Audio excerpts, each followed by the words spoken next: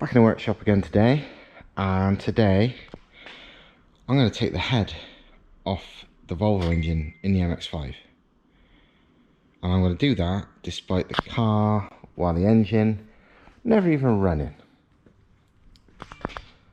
And the reason is, well, I've realised something. Well, not realised something.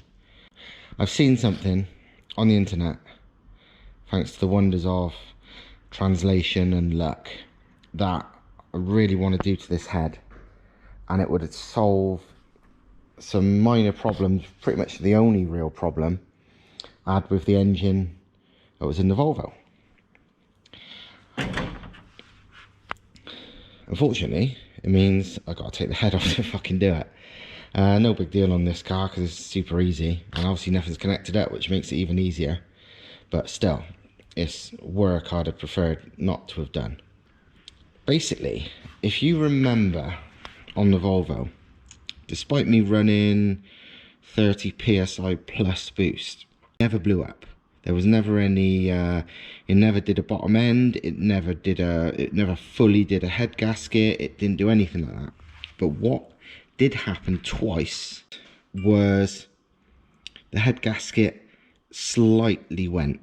I say slightly because the car ran as normally, it never got hot, it didn't lose power, none of that stuff. But twice it got to the stage where if I was using it really hard, it would start to pressurize the water system. Not pressurized enough to even pop a pipe or blow out the cap, but you could feel the coolant pipes were pretty fucking hard, like way harder than they should be. And the only reason you get pressurized coolant is if it's the head gasket, usually somewhere the cylinder pressure, we'll say, is somehow pressurizing the coolant system. On most cars it's catastrophic because it's proper blown, but on this it didn't. It was very slight. And both times when I took the head off, the head gasket on the rear cylinder was ever so slightly gone between the head and the waterway, and it was always the rear cylinder, always the same place. So that seemed to be the weak point, but it was so minor and I was running so much boost, it was like, well, whatever, a few hours work and another £30 head gasket, job done. So yeah, it wasn't really a thing that mattered enough to do anything about it when there was no easy solution. And when it was doing things like that, it's like, wow, a better head gasket's a bit of a crutch solution anyway. You're kind of putting a bandage over the problem rather than fixing the problem. But turns out part of the problem, maybe all the problem, I don't know, I've got no experience of this, and I've literally got this from translating bloody Swedish tuning info from fucking many years ago, is if you take the head off, basically the rear cylinders get hotter than the others. Something to do with the rear cylinder mostly, it seems. It's something to do with less water flow and harder for like steam or whatever to escape from the back. And the solution is very simple. It was done on all the Group A touring cars and stuff, and weirdly it's even accounted for on the head gaskets, which I don't really understand, and I've never seen an explanation for that, but it is how it is. And that is to drill 2 more water ports in the back of the head. And head gaskets all even have that hole, so fuck knows why they're not all got that. But basically I've seen the things all people do, really nothing fancy. They just drill 2 small holes from, well, using the head gasket as a template is fine. 2 small holes in the back of the head. It doesn't flow like a ton of water or anything.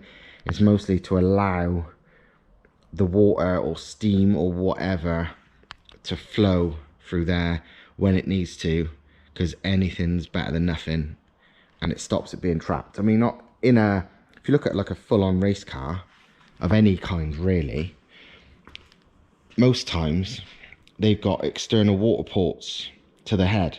Sometimes not even any water flowing directly from block to head, it's all external. And even if it has got block to head water flow, they've nearly always got water flow, like literally one outlet for each cylinder, so water can, you know, move around easily and freely much better. You look at something like a well, a good example would be a Toyota 3S GTE. Hasn't, it's just the normal layout, but the engine that people like to think is a 3S GTE but isn't really related is the one that even Toyota often used to call 3S GTE on their race cars, and that's the 503E race engine, which is still 4-cylinder 16 valve turbo, but it's totally fucking different, nothing interchanges. But anyway, it's got water passages, one for each cylinder, and yeah, that's the ideal way, and that does get done on these Volvos, but I don't need to go that far. I mean, if it weren't for the fact the engine's, well, the head is so easy to take out at the moment because, you know, nothing's been installed, I wouldn't even bother doing it on this, because it's such a, it's relatively minor. I don't think it's going to be a big issue on this, but it seems crazy not to do it while the engine's, you know, still dry and still not all connected. So I'm going to whip the head off and go bzz, bzz, and then blow all the fucking swarf back out and then pull it back on again.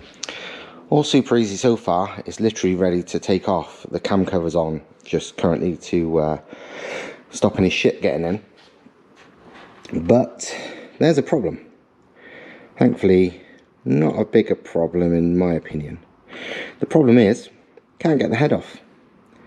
If it was just normal head bolts, it would definitely come off. But because it's head studs, and the way this panel is, it curves in at the top. And because of the head studs, you have to obviously lift it a couple of inches to even clear them. I can't. It fucking hits. But there's a fairly easy solution, and it's called hit that with a fucking hammer until it bends back a bit. Because A, it's just kind of superficial, and B, I don't give a fuck. Fucking hell.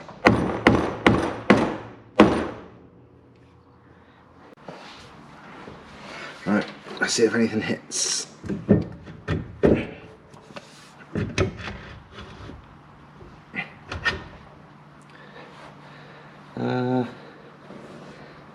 Down it goes again. More smashing. I need to bend back the lip really.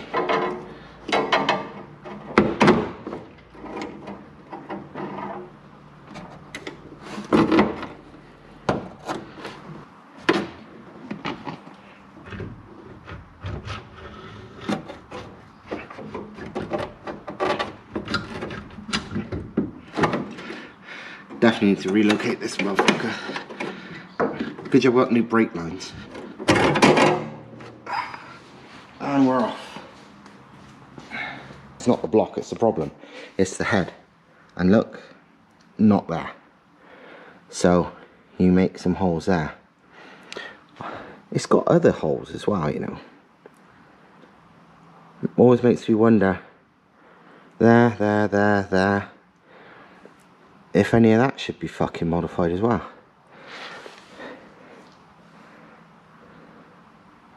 Oh fucking hell, I just noticed something else. Good job I did take it off.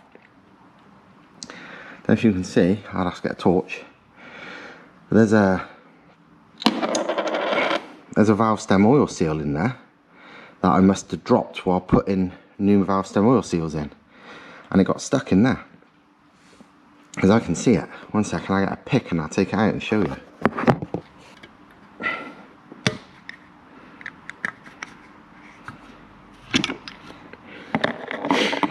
Actually, that's not even one that I did. That's an original, because that has got the better spring on it than the aftermarket ones. So sometime in the past that has happened. Fuck's sake. That was in an oil way to the head. Fucking hell, I thought I'd gone through the whole of this. Maybe not. Well, there you go. In the block and in the head gasket, there's these two rear water holes. On the head, there is not. Yeah, as well as those two, there's 4 more. 1, 2, 3, and is there 4? Yeah, 1, 2, 3, 4. But it's about getting more flow to the rear, not just more flow. Just to show you, this isn't some like bullshit thing. This is where I got the info from, and it's from, whether it'll focus, probably not, but I'll tell you, it's May the 18th 2010 on a Swedish forum. I translated into English via Google Translate, and obviously this wasn't news then, this was normal. This is like just found it on a typical thread that they were talking about, you know, this thing. And Jens Gustafsson, who is the guy who's talking on this one, has built probably more mega power without mega bucks Volvo red block engines I've ever seen.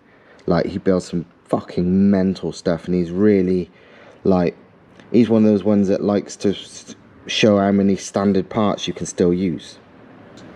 But it basically says, if you drill the holes at the back, the water flows more to the back, whereas as standard, 3rd and 4th cylinders get hotter than the other two because the water just comes out the middle ports and not necessarily the back. He says the optimal way would be to use 25 to 35 mil external water lines at the back of the head, which is kind of what I mentioned about what most race cars have got. And he said these like holes at the back are only really for like aeration and stuff. It doesn't flow that much, but it means the cooling will be more equal and more to the point. Any steam build-up from water boiling can escape now, because that's a part of the problem. And he said there's more to it than that. Like, there's other mods, but they sound like they're a bit more secret the way he was talking. But yeah, those two.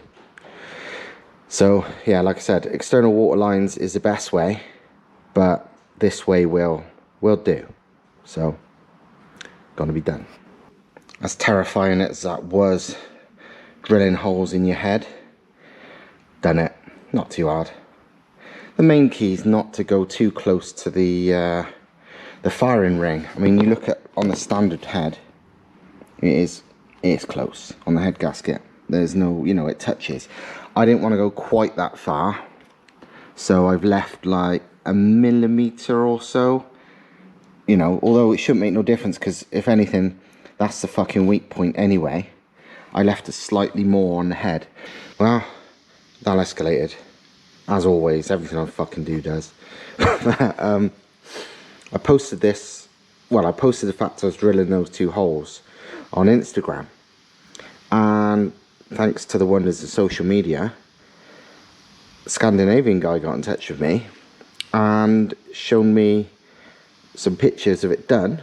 And you know the 4 other holes I mentioned? Well, there are 4 other holes I noticed in the head gasket, and you could see the marks on the head where water had just been hitting plain metal and eroding it. Well, turns out they're often done as well. The Group A modification, as it's often known, it seems, because obviously the Group A touring cars, Volvo 242 turbos, had this setup. The Group A modification is often all 6. And it would make sense when all 6 holes are actually in the fucking gasket. But they're not on any OEM car. Basically, he said the fronts need to be a bit smaller than the rear, so it's obviously more rear bias still. But all of them, he's done it on his own car. It's a tuned car running fair bit of boost. It's a road car, full weight, and he tows a heavy trailer everywhere in it, he said. So, and it's never has a problem. And obviously with a heavy trailer up and down hills and shit, that's on boost, full load, a lot. And he said, no, it's fine. He said the only disadvantage, and it's not for me because I was a bit worried about this anyway, was it takes longer to get up to temp because it cools that much better, that the head don't get hot. The water in the head don't get hot half as much because obviously these are the coolant temp sensors. So it's not like it's, you know, it thinks it's cooler because it's getting the temperature from the fucking top hose of the radiator or something. The sensors are actually in the head. So whatever temp they are is whatever temp the water is in the head. There's no two ways about it. I was considering, I actually bought, and then they didn't have any in stock, even though it said they had loads in stock, and they refunded me a cooler temp thermostat, because I think standard is, I think 92 for the NA cars, 87 for the turbo cars, but in hotter countries 82 was the standard thermostat temp, and there's actual OEM, although I don't think they're available anymore, it seems, OEM stats all the way down to 70, 71 or something really stupid low. And it seems most people agree, wow, in America, most people agree that 82 helps because it makes things run cooler, but they never seem to do this, ever. And according to this guy, he runs like the 92, the hot one, and it's not an issue thanks to all of this. It rarely gets to 92. So yeah, I'm probably just going to run the 87, which is the normal turbo one, and a fairly typical coolant temp for most cars. I would still run the 82. The problem is, I can't fucking find one, not in this country anyway. Seems they were never sold in this country. So, I don't think I'd be bothered importing one. But yeah, either way, whatever. Group A holes, thanks to 2 different size drill bits. Basically the holes now, these are like 6mm, they're about 8mm. I just got, these are actually bigger than the last time I filmed. I got a bit like, oh fuck it, they need to be bigger, so I did. And that guy said that, he said 6mm front, 8mm rear, and that's what they are now, because these before are 7, I think. So yeah, that's where we are, and job done. Like I said, as tempting as it is to carry on porting this head, I'm not actually going for big power, remember. It's all about big fun and big reliability. 400 horsepower with a big power band is all I really need. So yeah, I'm going to leave the head alone now. Right, I've just taped a load of Tesco carrier bags to the to the engine, just so no shit gets in it, and I'm gonna cut, modify, whatever, that bit of the, well, the top of the drip tray, the bit of the bulkhead, the false bulkhead, without any shit getting in there. Again, this is another reason why I always say I keep everything. I've literally, every time I've been to Tesco's lately, I know you meant to reuse bags, but I never fucking do. I never remember. But what I always do is I don't throw the bags away. I've had literally a Tesco's bag full of more and more and more Tesco's bags over there for ages, because you need bags sometimes. And right now, turns out I needed some fucking bags. So rather than me, like, you know, not having what I needed, I had what I needed. I didn't know I needed them for this, but they're fucking handy for this. Generally, they're only here because me and Thomas pretty much live off fucking orange Lucozade to keep us awake while we're fucking about with cars. And there we are, a little bit of chopping later, and I've removed the lip along the top there. You can see this like curve now where I've hammered it back a little bit, but it's fucking perfect now. I mean, there is a natural curve back because it curves back with the real bulkhead, which curves back there because, well, engines. But I've done it a little bit more on the top so it matches the bulkhead, because that was the issue. See, if you look at the bulkhead, the real bulkhead goes further back than that fake bulkhead lip bit. It still does now by, well, a fair bit. But I didn't need all of that to get the head off. I just needed the bit, and that's what it's got. So it actually looks a lot fucking better. Looks a lot neater, I must admit. What I need to do now is give it a quick blast of paint. Unfortunately, I've got no satin black paint, so it's gonna have to wait for another day. But that's not exactly a fucking deal breaker, is it? So yeah, done. It means head can go off and on easily. I need to do something about the brake line to make it not be in the way. In all honesty, if I'll maybe make a longer one that runs the same way but goes behind that fake bulkhead for a little bit and then back out again. That'd probably do it. I don't know. I'll see. I will decide. But that could be for another video. So yeah, fuck it. This is way more enough content for one video. So even though a lot of it's been waffling. So yeah, that's all for now. Hope you liked it. Make sure you click like, because I think that actually matters for getting views. And I will see you next time when this thing will be, wow, when the head goes back on, I would have thought. See you next time. Ta-da.